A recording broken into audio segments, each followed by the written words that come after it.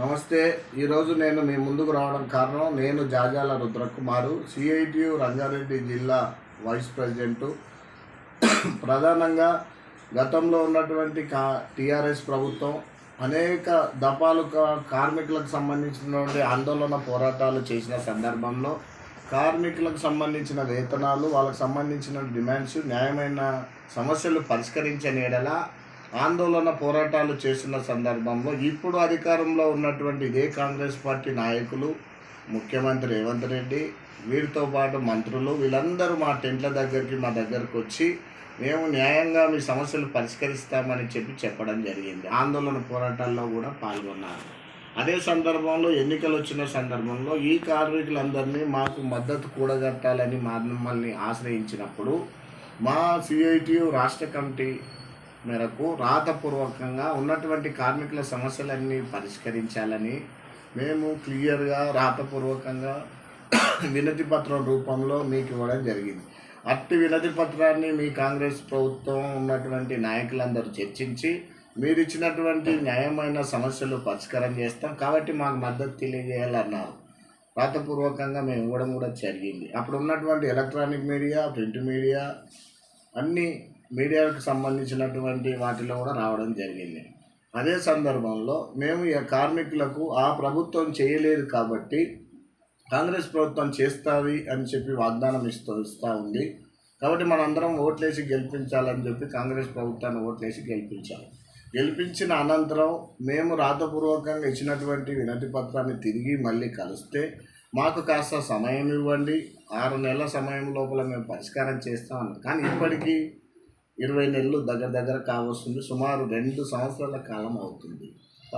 కానీ పరిష్కారం చేయట్లేదు. కార్మికులందరూ ఆందోళన పోరాటాలు న్యాయంగా, శాంతియుతంగా, ఎలాంటి అవాంఛనీయ ఘటనలు జరగకుండా పద్ధతి ప్రకారం మేము ధర్నాలు చేస్తుంటే కావాలని నిర్బంధం చేస్తూ మహిళలని చూడకుండా అర్ధరాత్రి 12 గంటలకు ఇంట్ల దగ్గరికి తీసుకెళ్ళి పోలీస్ స్టేషన్లో పెడుతున్నారు. ఆ అరెస్టుల సందర్భంగా మహిళలను కూడా మహిళా పోలీసులు కాకుండా బాయ్స్ పోలీసులను తీసుకెళ్ళి వాళ్ళను దుర్మార్గంగా అరెస్ట్ చేసి పోలీస్ స్టేషన్లో పెడుతున్నారు. మీరు సమస్య పరిష్కరించకుండా ఇలాంటి నిర్బంధానికి గురి చేసి కార్మికులతో పాటు మా కార్మిక నాయకులందరినీ కూడా అరెస్ట్ చేస్తున్నారు. ఏంది మేము చేసినటువంటి దుర్మార్గం?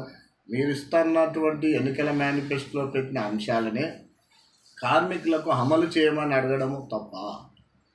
మీరు ఇలా చేసినట్టయితే ఇంకా రాబోయే రోజుల్లో మీకు కూడా బుద్ధి చెప్పే అవసరం ఉంటుంది.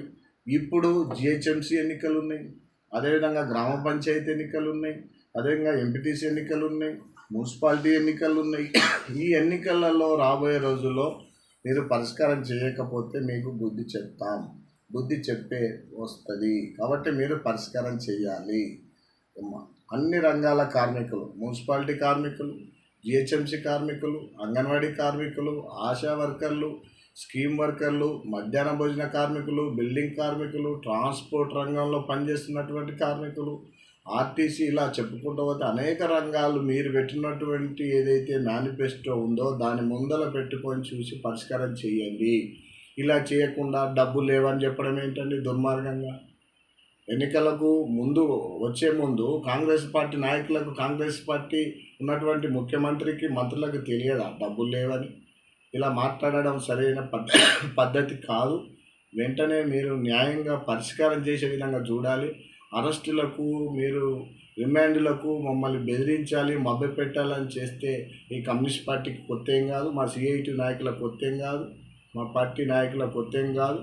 మీరు చేయడం దుర్మార్గమైన చర్యలు మానుకోవాలి, సమస్యలు పరిష్కరించాలి. లేకపోతే మీకు తగిన గుణపాఠం తప్పదు అని చెప్పి ఈరోజు మీకు తెలియడం జరుగుతూ ఉంది.